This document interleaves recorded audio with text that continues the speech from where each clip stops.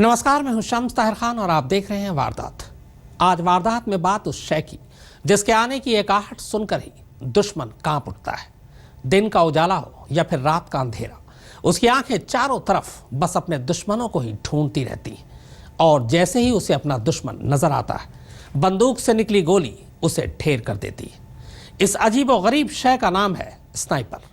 आज हम आपको दिखाएंगे और बताएंगे भी कि आखिर क्यों एक स्नाइपर को चलती फिरती मौत कहा जाता है।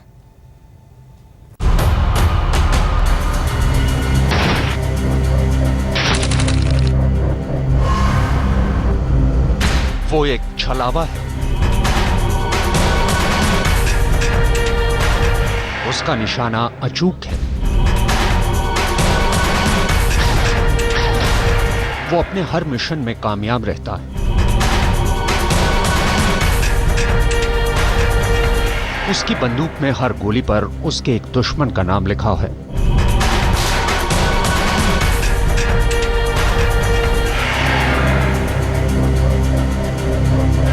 उसका हर दुश्मन उसके नाम से कांपता है। वो जब भी अपने मिशन पर निकलता है तो उसकी आंख में अपनी मिशन की कामयाबी का मंसूबा होता है। उसकी बंदूक से निकली हर गोली पर उसके एक दुश्मन का नाम लिखा होता है।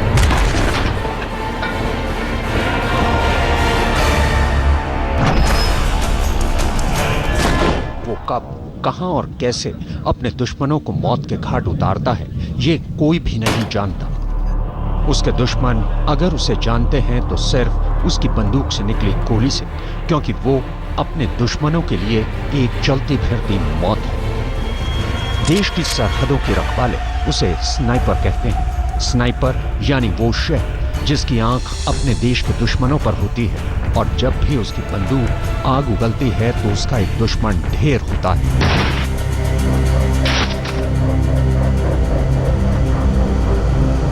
स्नाइपर एक ऐसा शख्स जिसका निशाना कभी नहीं चूकता और उसका एक ही मकसद होता है, एक गोली, एक दुश्मन। और बस इसीलिए दुश्मन देश की सेना भी अगर किसी से खौफ खाती है तो वो है ये छलावा यानी स्नाइपर।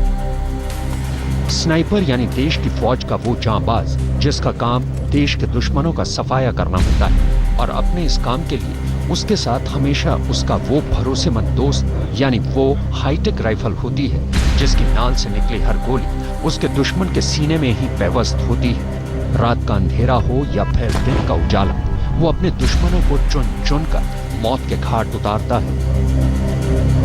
आइए अब आपको उसके अचूक निशाने की एक झलक दिखाते हैं। जगह अफगानिस्तान में नाटो फौज का एक गुप्त ठिकाना। बेस कमांडर को खबर मिलती है कि तालिबान ने कुछ विदेशी मूल के लोगों को बंधक बना रखा है और उनको छुड़ाना है। खबर मिलते ही बेस कमांडर अपने जांबाज कमांडो दस्ते के साथ मीटिंग करता है और फिर उन्हें उस जगह का नक्शा दिखाता है जहां तालिबान के आतंकवादियों ने बंधकों को रखा हुआ है। जानकारी मिलने के बाद 6 कमांडो की एक टीम अपने रेस्क्यू मिशन के लिए रवाना हो जाती है, और इस टीम में एक स्नाइपर भी है जिसका काम अपने बाकी साथियों के लिए उनका रास्ता साफ करना है। हवाई जहाज में उड़ान भरने के बाद वो सभी बारी बारी पहले एक तय जगह पर पैराशूट से उतरते हैं।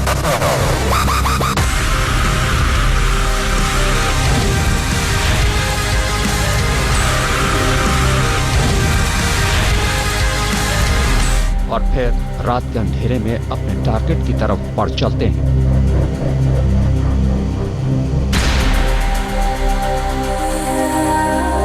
सुबह का उजाला होने से पहले कमांडो दस्ता और उनका साथी स्नाइपर छिपकर बैठ जाते हैं।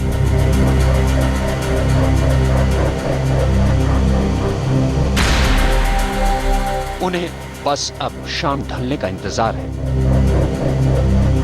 रात का अंधेरा होते ही कमांडो दस्ता दबे पांव उस इमारत के दरवाजे के पास पहुंच जाता है जहां बंधकों को रखा गया है। लेकिन इमारत की ऊपरी मंजिल की खिड़की पर एक आतंकवादी खड़ा है जिसे रास्ते से हटाए बिना कमांडो दस्ता अपने मिशन में कामयाब नहीं हो सकता। खतरा भांपते ही झाड़ियों में छिपा उनका साथी स्नाइपर उसे अपने निशाने पर ले पलक झपकते ही उसका काम तमाम कर देता है। उसके ढेर होते ही बाकी कमांडो बम से इमारत का दरवाजा उड़ाकर अंदर घुस जाते हैं। इस दौरान इमारत की दूसरी तरफ से 2 और आतंकवादी अंदर आने की कोशिश करते हैं, लेकिन कमांडो दस्ते का स्नाइपर उन दोनों को भी मार गिराता है। इस बीच बाकी कमांडो बंधकों को सही सलामत छुड़ाकर बाहर ले आते हैं।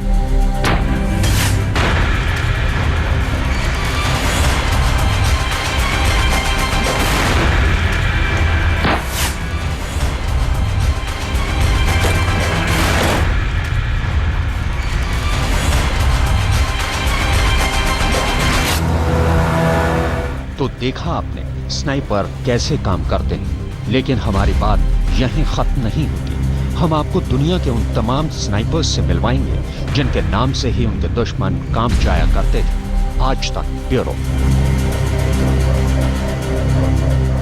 अब हम आपको जिस स्नाइपर से मिलवाने जा रहे हैं उसका नाम भर सुनकर ही इराक में अलकायदा के आतंकवादी कांप जाते थे। वैसे तो उसका नाम क्रिस कायल है, पर आतंकवादी उसे रामादी का शैतान कहकर बुलाते थे। क्रिस कायल, जिसके सिर पर आतंकवादियों ने $80,000 का इनाम भी रखा था, वही क्रिस कायल जिसने इराक में 160 आतंकवादियों को मौत के घाट उतार दिया था।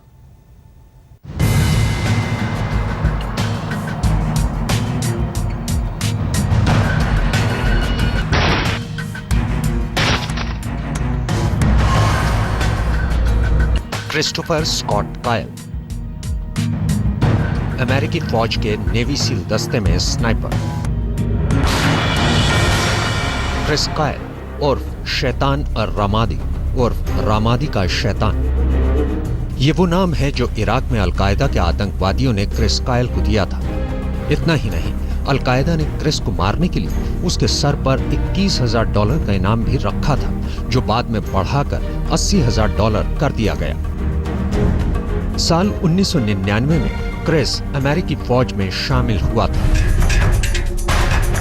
इसके बाद उसे नेवी सील टीम 3 की चार्ली प्लेटून में शामिल कर लिया गया। क्रिस ने साल 2009 तक अमेरिकी फौज में नौकरी करने तक इराक में 4 बार टूर ऑफ ड्यूटी की। इस दौरान वो 2 बार गोली लगने और 6 बार आईडी धमाकों की वजह से घायल हुआ। सूत्रों के मुताबिक क्रिस कायल ने बतौर स्नाइपर काम करते हुए 160 आतंकवादियों को निशाना बनाया, और यही वो वजह थी जिसके बाद अलकायदा के आतंकवादियों ने क्रिस को रामादी का शैतान बुलाना शुरू कर दिया था। क्रिस ने इराक में अपना पहला निशाना एक औरत और एक बच्चे को बनाया था। बतौर क्रिस वो दोनों रामादी के एक इलाके में गश्त कर रही मरीन टुकड़ी पर जानलेवा हमला करने की कोशिश कर रहे थे। उस वक्त इलाके के एक घर की छत पर दुश्मनों की हरकतों पर नजर रखने के लिए वो बैठा हुआ था। इसी दौरान उसने देखा कि एक घर से एक औरत और एक बच्चा बाहर आते हैं और वो औरत बच्चे के हाथ में एक ग्रेनेड थमा देती है।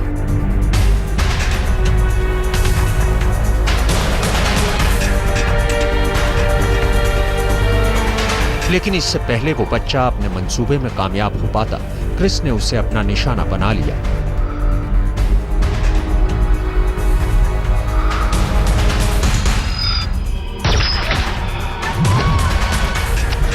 इसके बाद वो औरत ग्रेनेड उठाकर मरीन टुकड़ी की तरफ बढ़ती है, लेकिन क्रिस उसे भी मार गिराता है।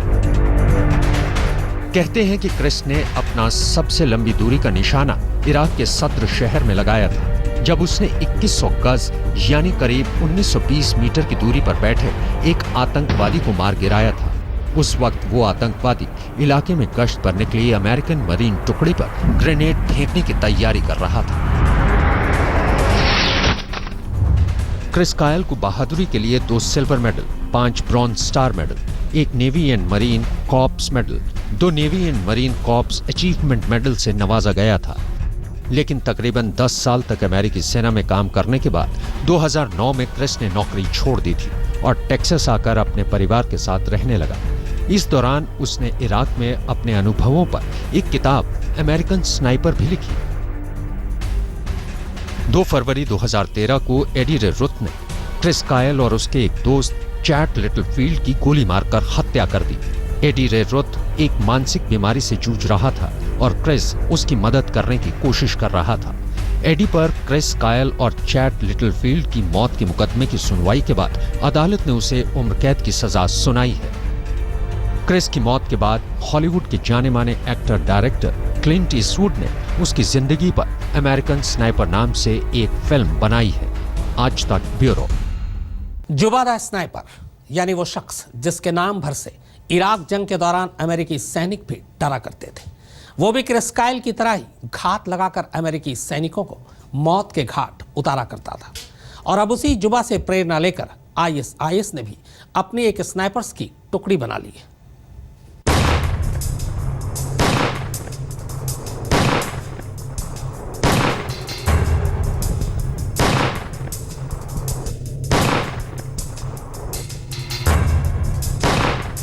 एक फौज में स्नाइपर की अहमियत क्या होती है, इस बात का अंदाजा आप इससे लगा सकते हैं कि इराक और सीरिया में अमेरिका और उसके सहयोगी देशों की सेना से मुकाबला करने के लिए अब आईएसआईएस ने भी अपनी एक स्नाइपर टुकड़ी तैयार कर ली है।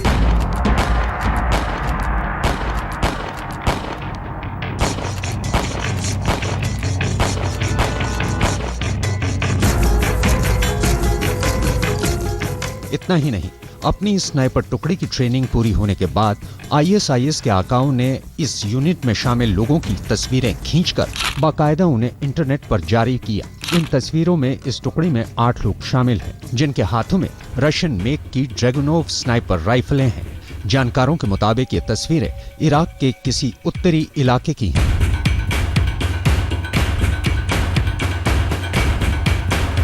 अमेरिकी सेना के सूत्रों के मुताबिक आईएसआईएस ने अपनी स्नाइपर यूनिट जुबा द स्नाइपर से प्रेरणा लेकर बनाई है।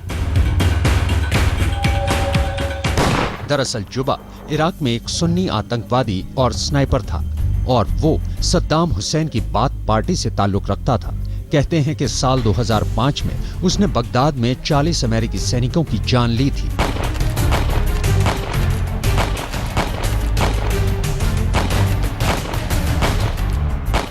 इराक के बगदाद और फालूजा शहरों में जुबा के नाम से अमेरिकी सैनिक डरते थे, क्योंकि उन्हें पता था कि जुबा का निशाना कभी नहीं चूकता। जुबा के बारे में एक अमेरिकी कमांडर ने तो यहाँ तक कह डाला था कि वो जानता है कि उसे कब और किसको अपना निशाना बनाना है और जान लेने के बाद उसे किस रास्ते से भागना है। लेकिन साल 2006 में जुबा अचानक कहीं गायब हो गया। कुछ लोगों का कहना है कि इराकी सेना ने उसे गिरफ्तार कर लिया था, लेकिन कोई भी शख्स इस बात की तस्दीक नहीं कर पाया कि पकड़ा गया शख्स जुबा ही है, क्योंकि किसी ने जुबा की असली शक्ल नहीं देखी थी। आज तक ब्यूरो। ल्यूडिमिला पेवलिचेंको दुनिया की सबसे खतरनाक महिला स्नाइपर, जिसने दूसरे विश्व युद्ध के दौरान अकेले अपने दम पर जर्मन फौज के 309 सैनिकों को मौत के घाट उतारा था। वैसे आपको बता दें कि इनमें से 36 पुरुष स्नाइपर भी शामिल थे।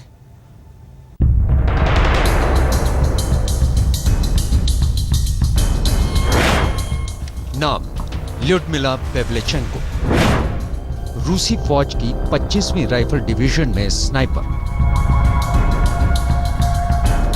ल्यूडमिला पेवलिचेंको दुनिया की सबसे खतरनाक महिला स्नाइपर थी, जिसने अकेले 309 जर्मन फौजियों को मार गिराया था।